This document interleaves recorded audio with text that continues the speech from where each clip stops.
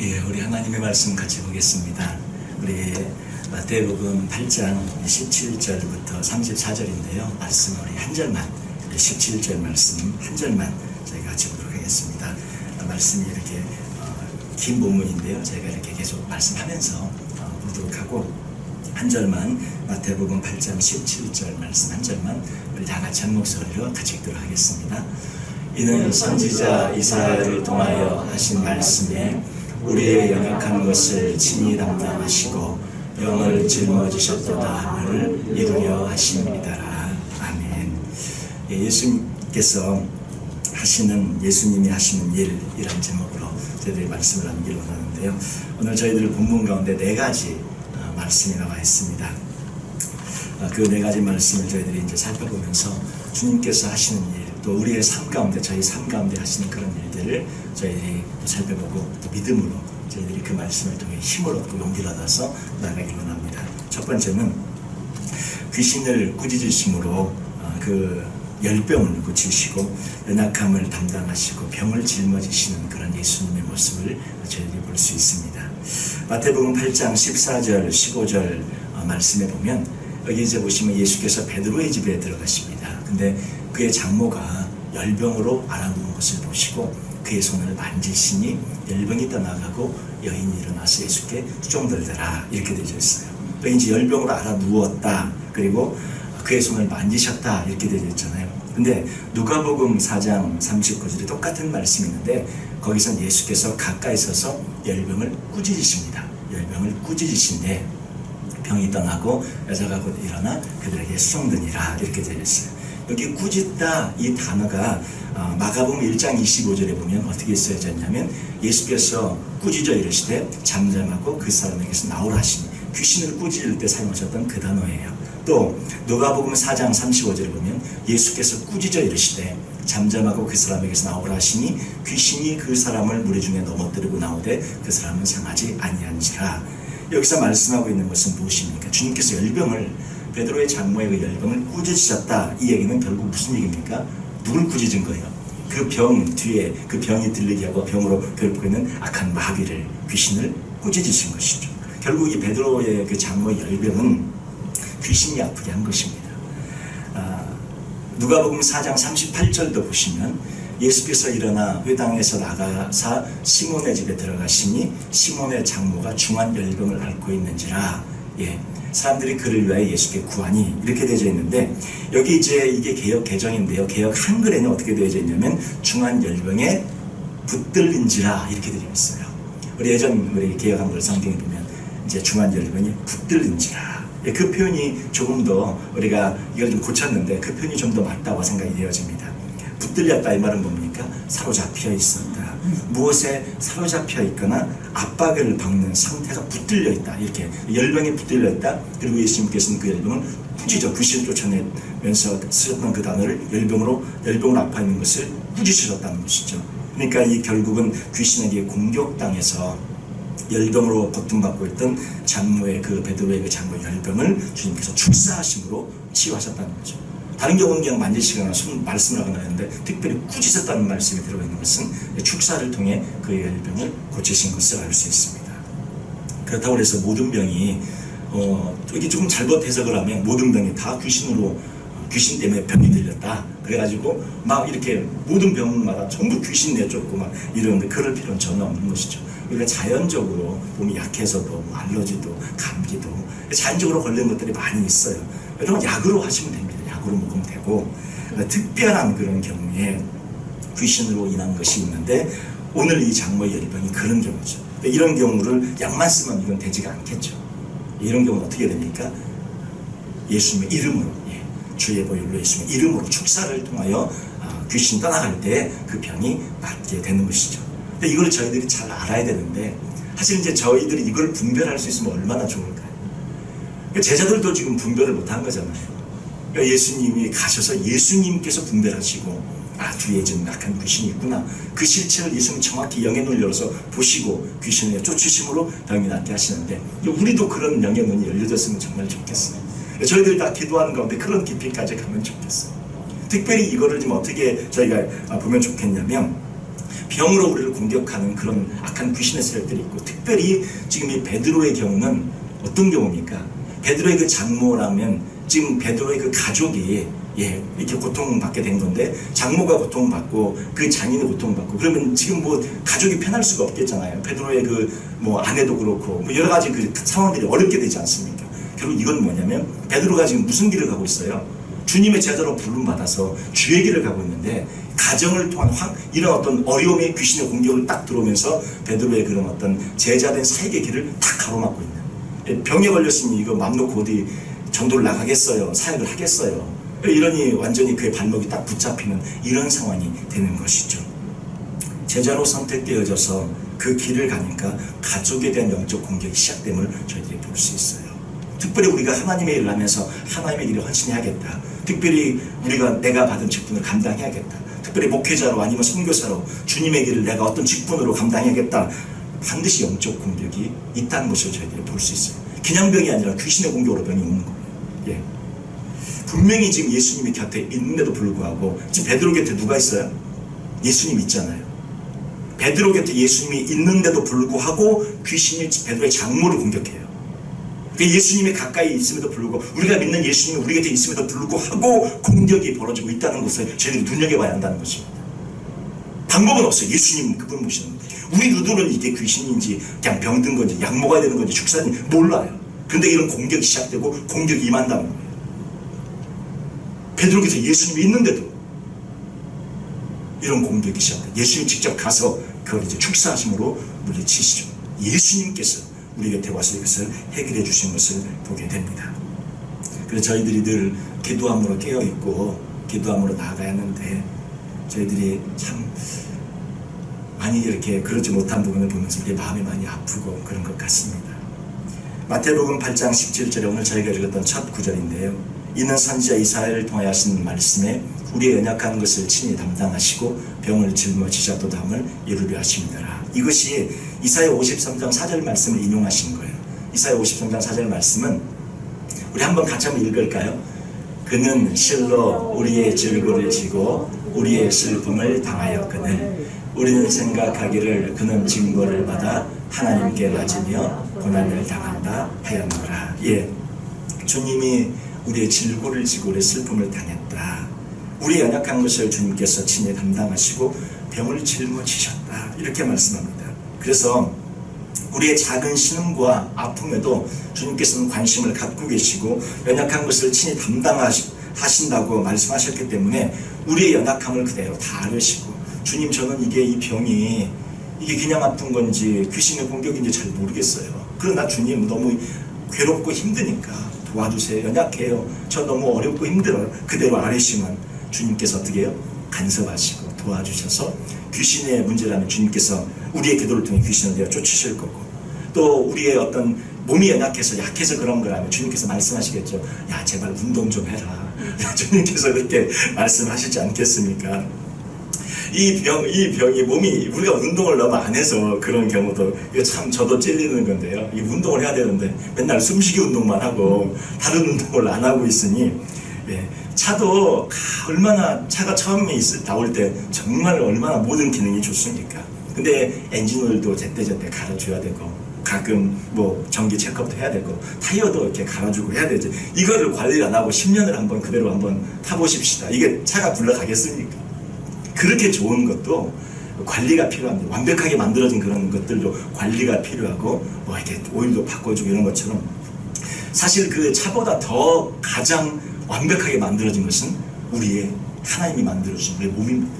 완벽한 메카닉, 완벽한 우주 전체가 이 안에 담겨 있는데, 이것도 어떻게 해요? 이거 관리를 해야 되는데 관리를 안 해주면 그냥 몸이 망가지는 거죠. 관리 잘하면 우리 차도 뭐 25만 30만까지 타지 않습니까? 근데 관리 안 하면 뭐 10만 넘어가는데 벌써 끽끽거리고 막 문제 생기고 그러는 것들이 그런 거 아닙니까? 마찬가지로 매일 고쳐달라고 저희가 기도하면서 나가지만 역시 건강하게 운동도 저희들 하면서, 또 주님 앞에 이것이 영적인 문제다 그러면 주님 앞에 기도하면서 저희들이 또 나아갈 때 주님 앞에 저희들의 그 어떤 연약함도 고쳐주시고 우리의 질고도 주님께서 짊어지시고 해주실 것입니다. 근데 고쳐놓으면 다시 아프고 몸 운동 안 해갖고 또 고쳐놓으면 다시 아프고 이렇게 되지 않기를 간절히 바라고요. 늘 주님 앞에 저희들이 이렇게 귀신의 공격들도 이렇게 있다는 걸 기억하면서 저희들이 또 이렇게 믿음으로 기도하며 나아갈 필요가 있겠습니다. 두 번째는 이 말씀이 이어지면서 이제 주님께서 머리 둘 곳을 찾으십니다. 머리 둘 곳을 찾으시는데 마태복음 8장 우리 19절부터 쭉 21절까지 말씀이 나오는데 한 서기관이 나와 예수께 아뢰되 선생님이 어디로 가시든지 저는 따르리이다. 예수께서 이르시되 여우도 굴이 있고 공중에 새도 거쳐가시되 인자는 머리 둘 곳이 없다 하시더라. 그리고 이제 제자 중에 또 한 사람이 이르되 주여 내가 먼저 가서 내 아버지를 장사하게 허락하옵소서. 예수께서 이르시되 그들의 죽은 자들을 장사하게 하고 너는 나를 따르라 하시니라. 이렇게 말씀합니다. 여기 이제 죽은 자들이 그들의 죽은 자들을 장사하고, 지금 죽은 자들은 뭡니까? 처음에 나온 죽은 자들은 영적으로 죽은 자들이에요. 예수를 믿지 않는 자들은 이미 죽은 자들입니다. 믿는 자들은 영생 있고 생명 있고 살아있는 자들이고, 믿지 않는 자는 이미 죽은 자들이죠. 그러니까 이 예수를 믿지 않는 자들이 그들의 죽은 자, 지금 막 돌아가신 아버지 죽은 자들을 장사하게 하고 너는 살아있는 너는 나를 따르라. 주님께서 그렇게 말씀하고 있는 거예요. 아버지의 장래를 아예 뭐 외면하고 이걸 부려라 이런 뜻이 아니고, 진짜 그들은 이미 영적으로 죽어있는 자들이기 때문에 거기에 이렇게 예수님의 말씀을 물론 전하고 해야 되겠죠. 그러나 영적으로 죽어있는 자들, 그들이 하고 있는 그런 거에 너무 이렇게 신경 쓰지 말고 너는 영생을 얻었고 살아있는 자이기 때문에 예수님을 따르는 삶을 살아가라고 말씀하고 있는 것이죠. 그런데 이제 그 앞에 여우도 굴이 있고, 우리 저기 이제 보시면 공중에 새도 거처가 있을 때 인자는 머리 둘 곳이 없다. 이 말씀은 예수님의 어떤 그런 굉장히 그 사역 자체가, 걸어가신 길 자체가 안락함이나 이런 길이 아니라 주님께서 온전히 공생의 3년을 다 하나님의 나를 위해서 바치셨다. 그래서 잠잘 곳이 없어서 막 배에서 주무시다가 좀 이따 풍랑 만나는 얘기 나오지 않습니까? 그리고 먹을 겨를도 없고 지치고 막 이런 예수님의 모습을 보여주고 있는 그런 말씀이죠. 여우도 굴이 있고 공중에 새도 거처가 있는데 인자는 머리 둘 곳이 없고 잠잘 곳도 없고 쉴 곳도 없고, 주님의 그런 어떤 모습을 보여주는데 저희도 어쩌면 이와 같은 그런 삶을 살고 있는지 모릅니다. 머리 둘 곳 하나 없는, 마음 편히 마음 놓고 잠깐이라도 쉴 수 있는 그런, 물론 공간은 있겠지만 마음이 그렇지가 않는, 그래서 정말 잠깐이라도 편한 그런 마음이 있어야 되는데 그런 것도 없는 그런 모습을 보여주는 그런 말씀의 의미가 1차적인 의미가 있고요. 조금 이 말씀을 제가 이제 성경 안에서 좀 찾아보는데 이걸 이제 조금 이렇게 찾아보았어요. 여우도 굴이 있고, 근데 여우를 성경에 인물을 주님께서 여우라고 부른 사람이 한 명 있어요. 누구인지 아세요? 헤롯을 보고 여우라고 불렀습니다. 장로님 맞아요. 우리 누가복음 13장 우리 31절 32절에 보면, 우리 뒤로 한번 넘겨주시겠어요? 그때 어떤 바리새인들이 나와서 이르되 나가서 여기를 떠나소서 헤롯이 당신을 죽이고자 합니다. 이러시되 너희는 가서 저 여우에게 이르되, 헤롯 보고 여우라고 그래요. 저 여우에게 이르되 오늘과 내일은 내가 귀신을 쫓아내며 병을 고치다가 제3일에는 완전하여 제리를 하라. 이 헤롯을 여우라고 부릅니다. 그래서 이 여우도 굴이 있고, 이 말은 이 헤롯도 자기 집이 있고, 그 헤롯에게 비유를 해서 저희가 해석해 볼 수 있겠고요. 공중의 새도 거처가 있을 때, 이 공중의 새를 주님께서 마태복음에서는 이 새를 뭐라고, 물론 이제 공중의 새, 그냥 공중의 새로 말하는 구절들이 많이 있어요. 그런데 이제 특별히 지금 마태복음에서 저희들이 공중의 새도, 이제 마태복음 13장에 그 얘기가 나오는데, 그 공중의 새를 악한 자로, 그리고 그 악한 자를 누가복음에는 마귀로 이렇게 표현을 하고 있어요. 그 성경 구절 한번 볼까요? 마태복음 13장. 뿌릴새 들어는 길가에 떨어지면 새들이 와서 먹어버리지 않습니까? 길가에 떨어진 그 씨앗을. 근데 19절에 보니까 아무나 천국 말씀을 듣고 깨닫지 못할 때는 그 새들을 뭐로 표현하면 악한 자가, 이렇게 악한 자가 와서 그 마음에 뿌려진 것을 빼앗나니 이는 곧 길가에 뿌려진 자요. 이 새를 악한 자로 주님이 같은 패시지 안에서 그 새의 비유를 악한 자로 해석을 해요. 이걸 누가복음에 우리 8장 12절에 보시면 길가에 있다는 것은 말씀을 들은 자니 이에 마귀로 정확히 표현합니다. 마귀가 가서 그들이 믿어 구원을 얻지 못하게 하려고 말씀을 그 마음에서 빼앗는 것이요. 자, 이 말은 공중에 새도 거처가 있다, 이 말은 무슨 뜻입니까? 마귀로 본다는 그 공중에 새를 성경에서 지금 설명하고 있는 것처럼 마귀도 자기들이 거하는 곳이 있고, 자기들의 세력이 있고, 자기들의 집합지가 있고, 자기들이 활동하는 범위 무대가 있다는 거예요. 그런데 누구만 없어요? 인자만 머리 둘 곳이 없다. 자, 인자의 머리 둘 곳.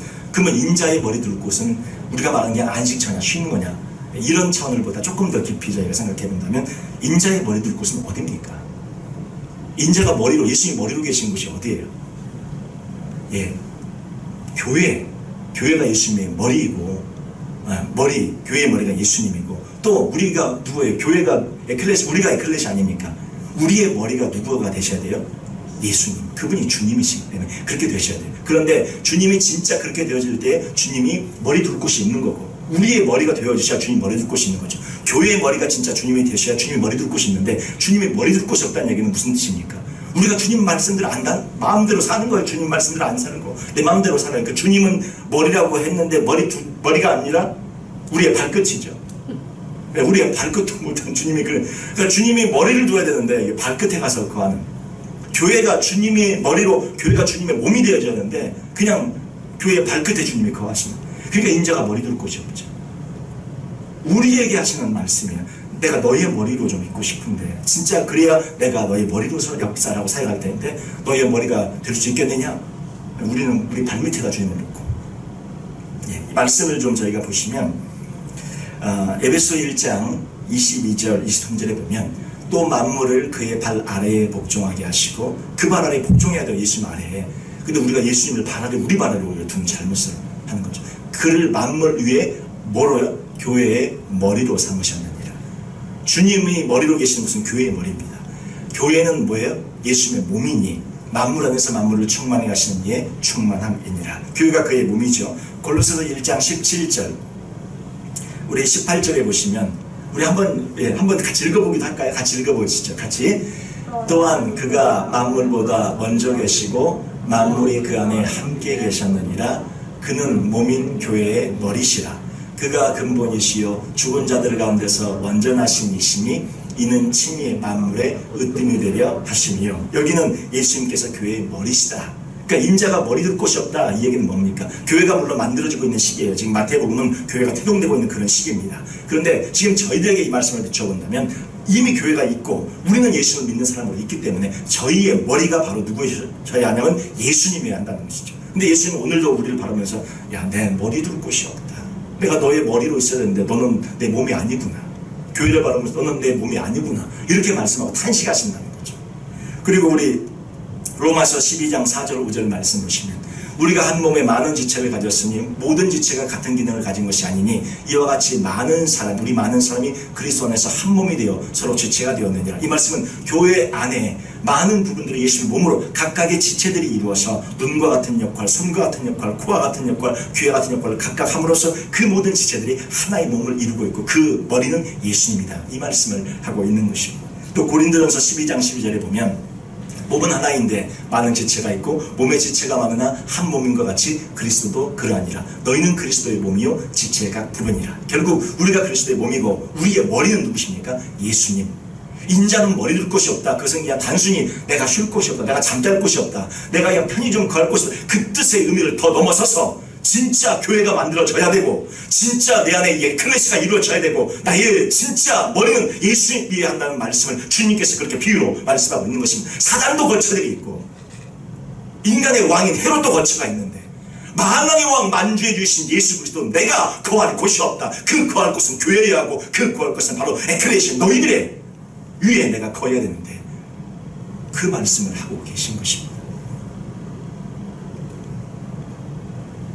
에베소 2장 21절 말씀 보시면, 그의 안에서 건물마다 서로 연결하여 주 안에서 성전이 되어가고 너희도 성령 안에서 하나님의 거하실 처소가 되기 위하여 그리스도 예수 안에서 함께 지어져 간다. 우리 지금 지어져 가고 있는 것입니다. 물론 완벽하지 않습니다. 어떤 분들은 좀 많이 지어갖고 땅도 많이 파고 그래갖고 1층 2층 올라간 분도 있을 것이고, 어떤 분들은 그냥 아직 지금 땅 파고 있는 분도 계실 거예요. 어떤 분들은 물 빼고 있는 분도 있을 거고, 지어지고 있다는 거 기억하시면서 우리가 주님 안에서 계속적으로 포기하지 마시고 예수님이 거하실 그런 거처가 되기 위해서 지어져 가시는, 몸이 되어지시는 그런 저희들이 되어지길 원합니다. 주님이 진짜 우리의 왕이고 주님이 되어져야 돼요. 지난 수요일 날 우리가 말씀을 나누다가 우리 김용호 집사님이 그런 말씀을 하셨는데 참 공감이 됐어요. 그때 집에서 기르는 그 강아지 얘기를 했잖아요. 근데 그 강아지가 이렇게 김용호 집사님이 이렇게 딱 들어오면 강아지가 김용훈 집사님 그 얼굴 눈만 쳐다본대잖아요. 이렇게 눈만 쳐다보고 얼굴이 기분이 좋은지 기분이 나쁜지 웃고 있는지 딴 데 쳐다보는지 계속 강아지가 그 김용훈 집사님 그 눈을 본대요. 그 눈치를 보고 눈을 본다고. 근데 그걸 보면서 아, 내가 주님을 그렇게 바라봐야 하는 거구나, 이걸 깨달으셨다는 말씀했는데 정말 공감이 되었어요. 우리 집에 특별히 기르시는 강아지나 이렇게 우리 또 고양이 있으시면 그걸 느낄 거예요. 왜냐면 얘네들이 와가지고 꼭 주인의 눈치를 보고 주인이 오늘로 또 살피잖아요. 근데 우리는 예수님의 눈치를 그렇게 살핍니까? 이게 진짜 주인의 눈치를 살피는, 강아지도 주인의 눈치를 살피는데 저희는 우리의 진짜 주인 되신 예수님의 눈치를 살피고 예수님이 원하는 대로 해야 되는데 그러지 못하는 모습이 저희 안에 많이 있음을 보면서 예수님께서 그걸 하기 위해 오셨어요. 인자의 머리 둘 곳이 없는데 내가 머리 둘 곳을 십자가를 통해서 만들어 놓고 주님은 다 하셨어요. 우리가 그것을 받아들이고 믿고 예수님을 나의 주님으로 모시고 왕으로 모시고 그렇게 살아가면 되는 줄로 믿습니다. 예수님께서 하신 일이 우리 가운데 진짜 머리 되기 위해서 그분은 십자가에서 죽으셨어요. 다 이뤄놓으셨어요. 우리가 안 하고 있는 거예요. 우리가 안 받아들이고 있는 거예요. 예수는 머리로 사실 일을 다 하셨어요. 그분은 다 하셨어요. 우리가 받아들이면 되는 것입니다. 나의 왕으로, 나의 주님으로 우리가 주님의 눈치를 보기 시작하면 돼요. 근데 우리가 안 하고 있었던 것이죠. 예수님은 그분이 하실 일은 십자가에서 생명으로 피로 다 해놓으셨어요. 우리가 그것을 받아들이고 주님이 나의 왕이고 나의 주님이로 모시고 살면 우리 삶에 걱정, 근심이 온다 할지라도 주님이 오셔서 다 해결해 주실 줄 믿습니다. 세 번째 말씀을 보면 오늘 이 말씀 패시지를 저희가 여러 가지 이야기하는데 한꺼번에 제가 이 말씀을 묶어서 보려고 합니다. 세 번째는 마귀를, 귀신을 꾸짖음으로 환경을 힘들게 하는 그 마귀를 주님께서 제압하시고 환경을 변화시키는 예수님의 그런 행하시는 역사를 저희들이 보게 됩니다. 이게 이제 그 다음에 이 제자들이 갈릴리 호수 거기 그 바닷가로 불릴 정도로 큰 갈릴리 호수에서 이제 그 큰 풍랑과 광풍을 만나지 않습니까? 우리 마태복음 8장 23절 보시면 배에 오르시면 제자들이 이제 따릅니다. 바다에 큰 광풍이 일어나 배가 물결에 덮이게 되었을 때 예수께서는 주무십니다. 예. 그 제자들이 나와 깨우며 이르되 주여 구원하소서 우리가 죽겠나이다. 얼마나 힘들었으면 죽겠나이다 고백합니까? 그리고 이제 그 뒤에 말씀 보시면 예수께서 이르시되 어찌하여 무서워하느냐. 저희들은 지금 사실 무섭잖아요. 내일이 걱정되고 모레 한 달 뒤 걱정은 무섭잖아요. 무서워요. 주님이 말씀해 무서워하지 말라. 믿음이 적은 자들아 하시고 곧 일어나사 바람과 바다를 꾸짖으시니 여기 꾸짖는다는 표현이 또 나옵니다. 이 표현이 아까 제가 살펴본 것 같은 귀신을 꾸짖을 때 썼던 동일한 단어입니다. 아주 잔잔하게 되거늘 그 사람들이 놀랍게 여겨 이르되 이가 어떠한 사람이기에 저가 누기에 이렇게 표현되어 있는 구절도 있죠. 바람과 바다도 순종하는가 하더라. 예수의 제자들이 배를 타고 갈릴리 바다를 건너갈 때 큰 광풍이 일어서 물이 배에 가득하게 되어집니다. 예수님 그때 배에서 주무시고 계셨죠. 예수님의 모습과 제자들의 모습이 대조를 이루는데 예수님께는 그 어떤 죽음의 공포도 그 어떤 무서움도 예수님을 흔들 수 없음을 보여줍니다. 저희들에게 예수님께서 그렇게 말씀하고 계신 것이죠. 내가 너와 함께하면 너 두렵지 않을 것이다. 무섭지 않을 것이다. 그 어떤 것이 있어도 걱정되지 않을 것이다. 예수님은 하나님을 전적으로 신뢰하고 믿고 있었던 것, 그 믿음이 저희 안에 있기를 원하시는 거예요. 죽겠나이다 제자들이 이렇게 고백을 합니다. 이 얘기는 뭡니까? 사실 그들의 고백은요 진짜 바다를 아는 자들의 고백이에요. 베드로, 야고보, 안드레, 요한, 이 베드로, 안드레, 야고보, 요한 이 지금 제자들은 물길을 아는 사람들입니다. 어부들이에요. 이 바다의 이 무서움을 정확히 아는 사람들. 근데 그들의 고백이 뭐냐면 죽겠나이다. 이게 얼마나 무서운지 진짜 경험해서 알고 있는 그 아니까, 정말 무서운 걸 아니까 더 두려운 것입니다. 어떤 것인지 아니까 더 두려운 거예요.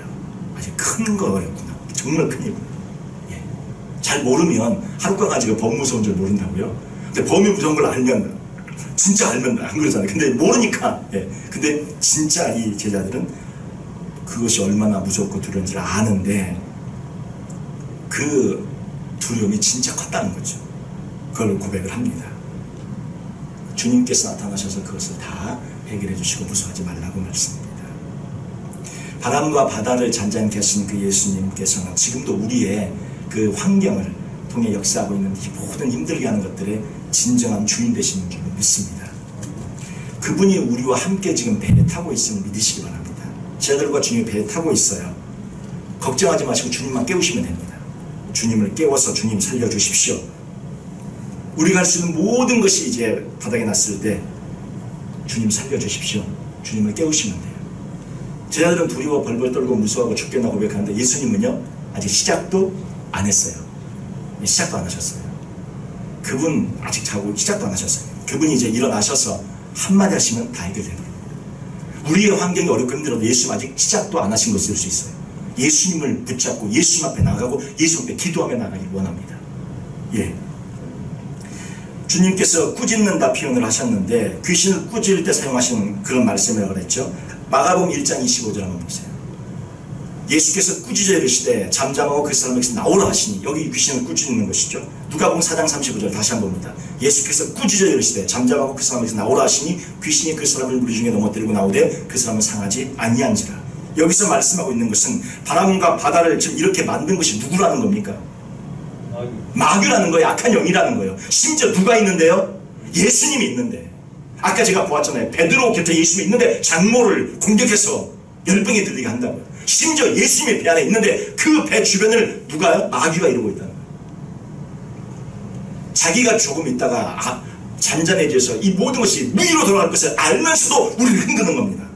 우리가 기도하면 다 없어질 것을 알아요. 그러면서도 환경을 통해 우리를 힘들게 하는 거예요. 우리가 기도하면 없어질 걸 알아요. 근데 기도하지 않을 때는 문제가 되는 거죠. 기도하지 않을 때는 죽겠나이다. 그러나 기도하고 엎드리면 아무것도 없는 것처럼 싹 해결되는 것을 알면서도 사단이 공격을 한다는 것이죠. 결국 우리가 엎드리고 기도하면 해결되지만 엎드리지 않으면 그 공포에 떠는 거죠. 같이. 언제까지 떠실 것입니까? 언제까지 두려워하실 것입니까? 예수님 아직 시작도 안 했어요. 예수님 깨우셔서 예수님 살려주십시오. 예수님 도와주십시오. 하면 그 즉시로 해결이 되는 것입니다.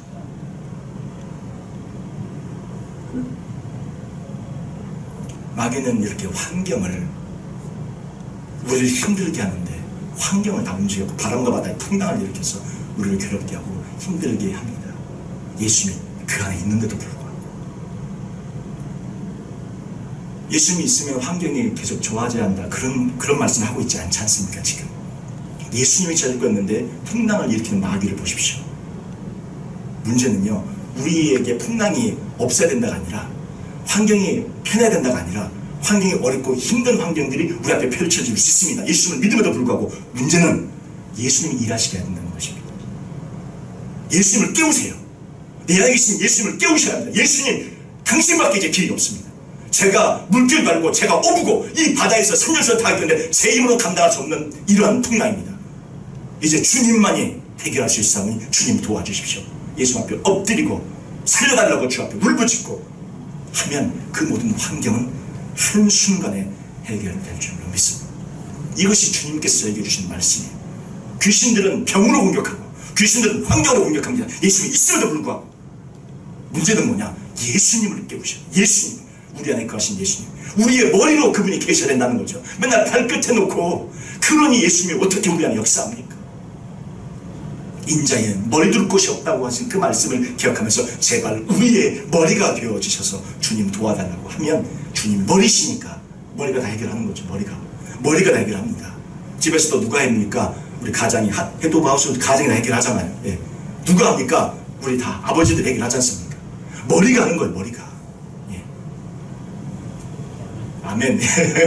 아멘인 줄 알면서 우리 아버지들이 어깨가 좀 무거워지셨는데 아멘입니다. 예, 아멘.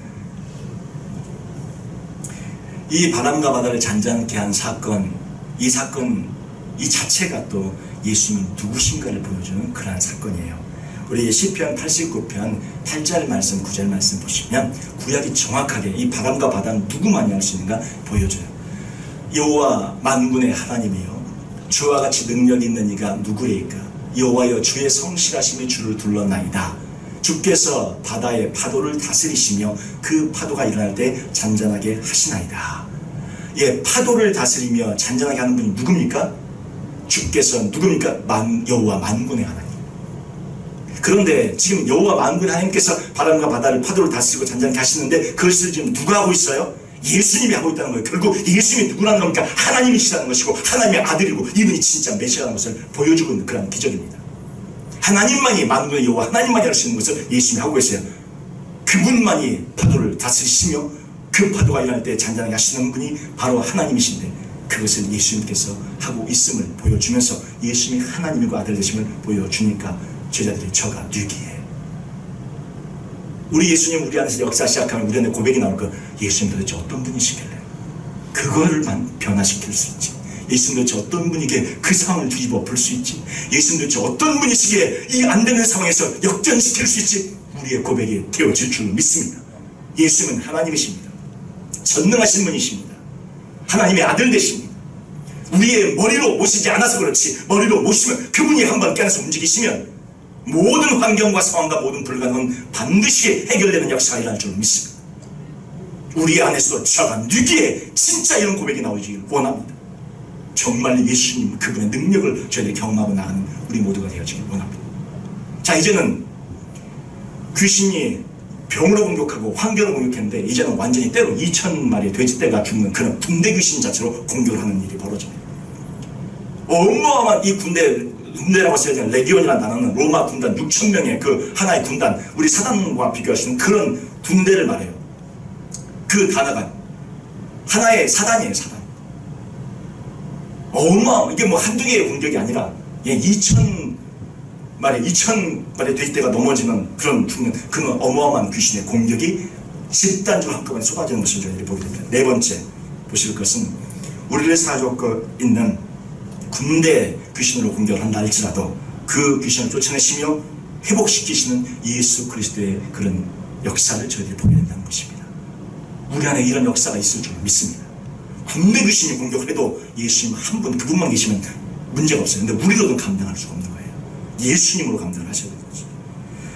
마태복음 8장 28절 29절 말씀 보시면 또 예수께서 건너편 가다라 지방에 가심에 귀신 들린 자 둘이 무덤 사이에서 나와 예수를 만나니 그들은 몹시 사나워 아무도 그 길로 지나갈 수 없을 지경이더라. 그리고 이제 이에 그들이 소리질러 이르되 하나님의 아들이여 우리가 당신과 무슨 상관이 있나이까? 때가 이르기 전에 우리를 괴롭게 하려고 여기 오셨나이까? 이렇게 얘기를 합니다. 여기 이제 가다라 지방이라는 곳은 거라사 지방입니다. 이 거라사 마가복음에는 거라사로 나오는데 이 가다라 거라사 같은 명칭을 다르게 부르는 그런 것입니다. 근데 이 가다라 이 거라사는 예수님의 활동 중심이었던 그 가버나움에서 갈릴리호수가 이렇게 있잖아요. 갈릴리호수 그 건너편 동남쪽에 위치한 그런 도시였어요. 예.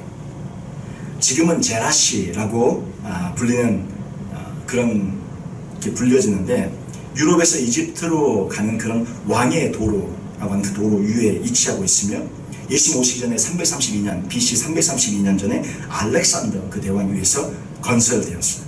그리고 이제 그 후에 로마 지배로 들어가게 되어졌죠. 그리고 이 데카폴리스 중에 하나로 더욱 발전하게 되어졌고 로마 유적이 잘 보존되어 있어서 지금 페트라 요르단 지역에 가면 유적지가 몇 군데 있는데 그 요르단의 페트라와 함께 굉장히 유명한 관광지 중에 하나입니다. 이게 거라사 이 가다라 지방이에요. 그런데 이제 이 가다라 지방 이 거라사에 마가복음에는 군대 귀신 들린 자가 한 명으로 나와요. 근데 우리 읽은 마태복음은 2명으로 나옵니다. 이것은 이제 그 중에 군대 귀신 들린 자 그 한 명을 마가복음에 주로 기록했거나 아니면 가장 심한 자 이렇게 해서 기록을 했거나 이름을 부를 때 군대 귀신 군대라고 얘기를 하지 않습니까? 그래서 마가복음에는 그 중에 가장 그 둘 중에 하나 중심 더 심한 자를 기록을 해놓은 것으로 저희들이 그렇게 이해하시면 되겠습니다. 마가복음 5장 1절 한번 그 관련 구절을 볼까요? 마가복음 5장 1절 예수께서 바다 건너편 거라사인의 지방에 이르러 배에서 나오심에 곧 더러운 귀신 들린 사람이 무덤사에서 나와 예수를 만나니라. 이에 물으되 내 이름이 무엇이냐? 이르되 내 이름은 군대니 우리가 많음이니이다. 어느 정도 많느냐 하면 저기 군대란 말이 레기온 사단 병력을 말하고 있어요. 6,000명의 로마 군병을 그 당시 불렀던 그 용어를 갖다 저렇게 쓰고 있습니다. 굉장히 많은 것이죠. 2,000마리 돼지떼를 못사시킬 정도의 최소 2,000 이상의 그런 귀신들이 거기 안에 들어가 있었다는 거예요. 여기서 이제 귀신에 대해서 저희들이 조금 이제 지금 예수님께서 계속 지금 귀신을 축사하시고 이렇게 하고 있으니까 조금 정리를 하는 차원에서 한번 아시겠지만 한번 정리를 하고 넘어가겠습니다. 사단, 마귀 이렇게 단수로 나오면 뭐 사단이다, 마귀다 이렇게 해서 특별하게 어떤 지칭돼서 단수로 나오고 어떤 대표격을 띠면 그는 우두머리, 예, 사단이다 이렇게 생각하시면 되겠습니다. 그런데 귀신들, 마귀들 이렇게 나오면 이건 사단의 부하들이라고 생각하시면 되겠죠. 근데 이제 보통 우리가 생각할 때 마귀라 그러면 죽은 자의 영혼이다 이렇게 생각을 하지 않는데, 특별히 우리 한국 사람들은 옛날부터 무당도 있고 막 부속시선 영향이 많아가지고 귀신이라 그러면 이렇게 죽은 자의 영혼이 아닌가, 뭐 굉장히 막 하늘 품고 죽은 무슨 귀신, 하늘 뭐 온유월에 뭔 귀신 이렇게 생각이 된다는 거예요. 죽은 자의 영혼이라고 생각하기 쉽다는 거예요. 그러니까 귀신이라는 단어 나오면 자꾸 죽은 자의 영혼이 나오니까 귀신이라는 단어를 마귀로 이렇게 바꿔서 해석을 하면 정확하게 지금 해석이 될 것입니다. 귀신이라는 단어가 나오면 마귀로 해석을 하세요. 그러면 착각하지 않게 됩니다. 귀신 들린 자란 말은 다른 말로 죽은 자의 영혼이 들린 것이 아니라 마귀가 들린 거예요. 마귀가. 예전에 그래서 우리 한국에 이 귀신론 때문에 잘못된 목사님들이 몇 분인데, 대표적으로 성락교회 김기동 목사님, 죽은 자의 영혼을 귀신으로 보고 계속 귀신을 쫓아내요. 근데 죽은 자의 영혼에 뭐 할아버지, 증조 할아버지, 증조 할머니, 증조 이모 할머니가 들어갔다고 죽어가지고 그렇게 해서 귀신만 쫓아냅니다. 이단이죠. 다 잘못됐죠. 또 이초성 목사님도 그렇고 대표적인 이단들입니다. 이건 누가 하는 얘기냐면 무당들이 하는 얘기예요. 죽은 자의 영혼은 이 세상을 떠돌아다닐 수가 없어요. 이것을 이제 사람들이 이제 좀 알게 되니까 이제는 어떻게 이거를 교묘하게 미혹을 시키냐면, 얼마 전에 그런 영화가 하나 나왔습니다. 강동원이라는 그런 유명한 배우가 주연을 했던 검은 사제라는 그런 구마 신부들, 2명의 구마 신부가 나와서 이렇게 그 귀신을 축사하는 그런 내용의 그런 영화였는데, 이게 한국에 인기를 끌면서 많이 사람들이 보고 히트를 쳤죠. 그런데 거기서는 이제 귀신을 어떻게 소개합니까? 죽은 자의 영혼으로 이제 하도 그렇게 속였는데, 죽은 자의 영혼으로 사람들이 이제 우리가 많이 성경적으로 얘기해주니까 안 믿으니까 이제는 아예 정확하게 마귀 중에 계급이 높은 자, 계급이 낮은 자, 마귀들이 그 안에 들어간 걸로 정확하게 이제 그거는 등장해서 나타납니다. 근데 그 안에 어떤 소녀가 마귀가 들어가는데 계급이 참 높은 자가 들어가죠. 그런데 문제는 이제 어떻게 그걸 왜곡을 시키냐면, 그 소녀가 예수를 믿는 사람이에요. 예수를 믿는 사람인데 그 안에 마귀가 들어가는 걸로 교묘하게 왜곡을 시켜서 예수를 믿어도 마귀가 들 수 있다, 포제션, 귀신이 들 수 있다, 이렇게 잘못된 오해를 하게끔. 이제 죽은 자의 영혼이 아니다, 그거는 이제 자기들이 더 이상 속일 수가 없으니까 어떻게 하냐면, 그 마귀들이 들어간다, 계급 높은 마귀가 들어간다 이렇게 해놓고는, 근데 크리스찬도 귀신이 들릴 수 있다, 교묘하게 그것을 잘못 바꿔가지고 그렇게 귀신 들린 소녀, 크리스찬인데 귀신 들린 소녀로 등장해가지고 귀신이 가서 움직이는 모습을 그 영화에서 보여준단 말이죠. 이게 잘못이라는 거죠. 크리스찬은 누가 거하십니까? 예수님이 우리 안에 거하시는, 성령님이 우리 안에 거하시고 하나님의 영이 우리 안에 거하십니다. 우리 안에 거하시는 예수님 성령님을 몰아내고 그 안에 존재할, 그 안에 거할 사단이라 할지라도 그렇게 할 수가 없어요. 강하고 담대하시기 바랍니다. 물론 귀신의 공격은 있을 수 있어요. 그러나 귀신이 우리를 완전히 포지션할 수 없다는 것을 믿고 믿음으로 담대하게 예수님의 이름으로 보혈로 선포하시면서 담대히 나아가시길 바랍니다.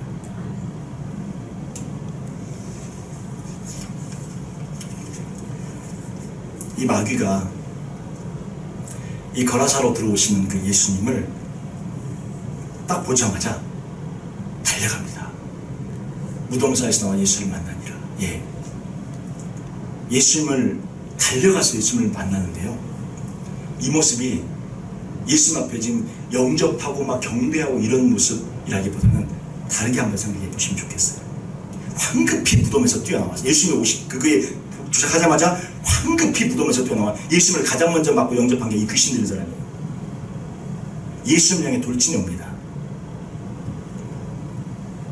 이 모습은 어떤 모습으로 비춰지냐면, 예수님이 이 거라사 지역에 들어온 것을 막기 위해서, 예수님이 이 가다라 이 거라사 지역에 온 것을 막기 위해서 그냥 바로 제일 먼저 뛰어나가서 예수님을 막고 있는 듯한 그런 모습을 저희들이 볼 수 있는 거죠.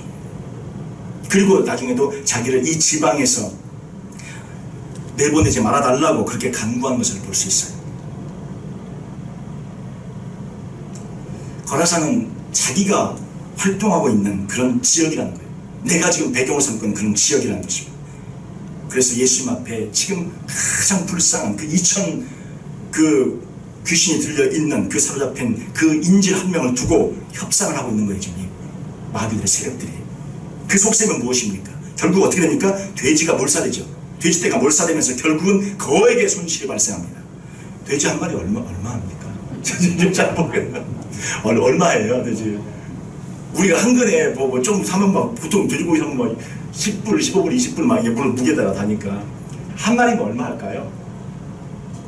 1000불 정도 할까요? 1000불만 잡아봅시다. 야, 이게 싸게 1000불 뭐 500불 잘 모르겠는데 물론 무게마다 값이 다르겠죠. 1000불만 잡으면 2000마리니까 계산을 제가 해봤어요. 1000불에 2000마리 얼마냐? 우리 과장님 말했죠. 실제 제가 1000불로 해봤는데 2밀리언. 네, 2밀리언이에요.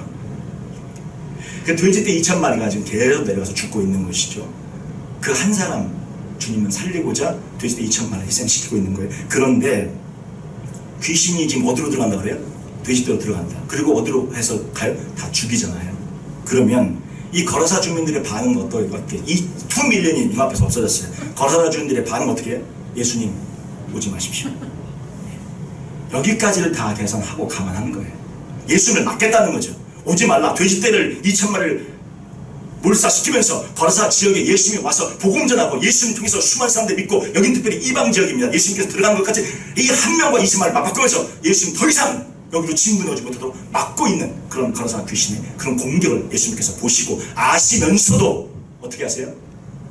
2000 귀신들은 그 사람을 살리고자 2000마리 돼지떼 2밀리언을 희생시키면서 그 영혼을 회복시키십니다. 그리고 예수님은 그 지역에 가셔서 더 이상 하지 못하지만 그 지역에 누가 남아요? 이 회복된 이 한 사람, 거라사 귀신 들린 이 한 사람이 그 지역에 남아 그 지역의 선교사로 이 사람이 예수님 대신 사역을 펼쳐.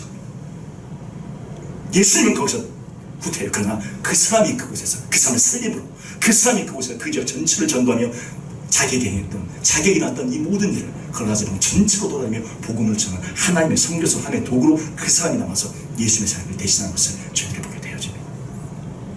오늘 이 말씀을 통해서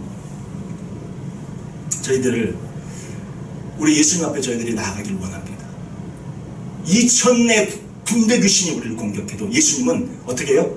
2밀리언과 그 돼지떼 2000마리 돼지떼가 맞바꿔서 우리를 어떻게 살려내십니다. 이 사람은 아마 그랬을 거예요. 자신을 아마 쓰레기라고 생각했을 것입니다. 나는 쓰레기다.